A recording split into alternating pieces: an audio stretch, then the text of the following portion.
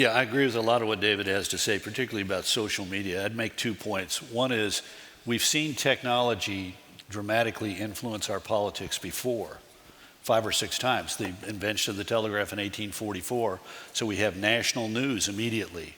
We have cheap printing presses that cause an explosion of newspapers, 18 daily newspapers in the city of New York at one time, where you could pick your opinion and be reaffirmed, as David says social media does. Radio, television, cable news, and the internet each have roiled our politics. And that brings me to maybe the second and broader point. Yeah, our politics is broken today, no ifs, ands, or buts. Deeply divided, angry, divisive. But it has been that way before.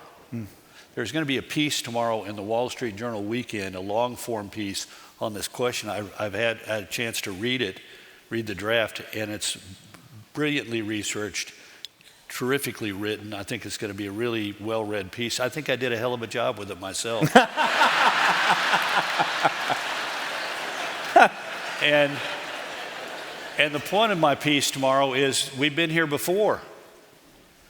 We were here in the 1960s and 70s when it looked like our country was falling apart with deep divisions over civil rights, the sexual revolution, and an unpopular war. We forget about the 1930s. 1 out of every 4 Americans is out of work, and we have populism on the left and right. Every man a king, Huey Long, Father Coughlin. This problem is because of the bankers and the Jews on the right. You know, the Gilded Age. We forget about that. We have 5 presidential elections in a row in which nobody gets 50% of the vote. 2 of those elections are settled with the winner receiving an electoral college majority and a minority of the popular vote, because the black Republican vote in the South is being wiped out on a scale that is impossible for the modern mind to get its hands around. And they hate each other. They hate each other. They're still fighting the Civil War. And in 1874, there are 60 some odd former Confederate officers and officials, including the former vice president of the Confederacy, who were elected to the United States Congress, giving Democrats control of the House for the first time in 18 years. The 1850s, remember the caning of Sumner by Brooks? There's a brilliant book I recommended to you by a woman named Joanne Freeman called Field of Blood. That lasted from the 1830s to the 1860s.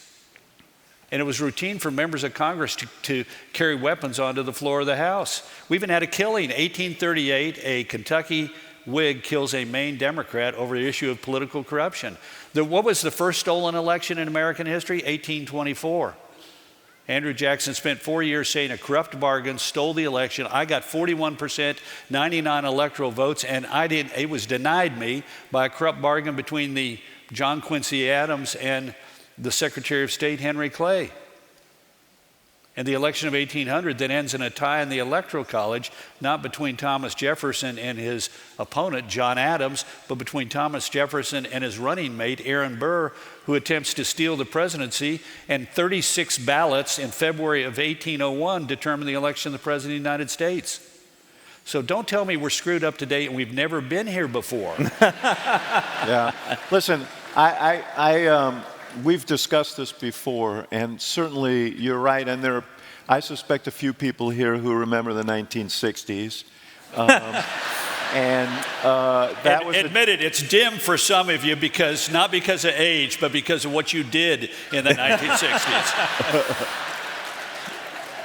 That's why I thought you woke up with wisdom this morning. But anyway. Hey, which one of us is the guy who doesn't drink or smoke? Mike, and you know, you think about the 60s and the political assassinations we had and the violence in the South, and you know, acts of political violence that at a pace that far outclips what we see today. I agree with you that, you know, the history is that we correct. The question I have and the concern I have about today is this technology is different because this technology is intrusive. This technology chooses you, and it does it armed with all of this data about you to push all your hot buttons and drive you into these silos. It's addictive. It's meant to be addictive. And I think it's more pernicious than anything that we've seen before. And the biggest thing about it is, in an instant, these provocations can go out on a massive scale, but targeted to individuals. And so I think we, and this technology is churning at an exponential rate. So it's churning at a rate faster than we have our arms, than we can get our arms around as a society, and in terms of measuring the impact. And we're going to have this increased challenges with AI now that it's coming online. So I think we have challenges today wrought by technology, which has enormous capacities for good and enormous capacities for bad, that make this more challenging than before. Obviously, we fought a civil war in this country. We've had worse times. And of course, I think on most of our minds, all of our minds, is sort of just the state and health of our democracy and these institutions that are absolutely essential. I'm the son of an immigrant from who fled the pogroms in Eastern Europe when there was anarchy. It was in the latter period after the revolution, the Russian Revolution, and they risked their lives to get here because they wanted to live in a place where there were rules and laws and norms, where one could practice their faith without fear. These institutions are fundamental, these norms and these rules and these laws, and they're under threat right now. And I think that, so I presume you're not applauding for them being under threat. With this crowd, you never know. But so Karl, it's a weird thing, because I wrote a book called Believer. That my memoir was called Believer, and it was a belief in this system of democracy, not in one person.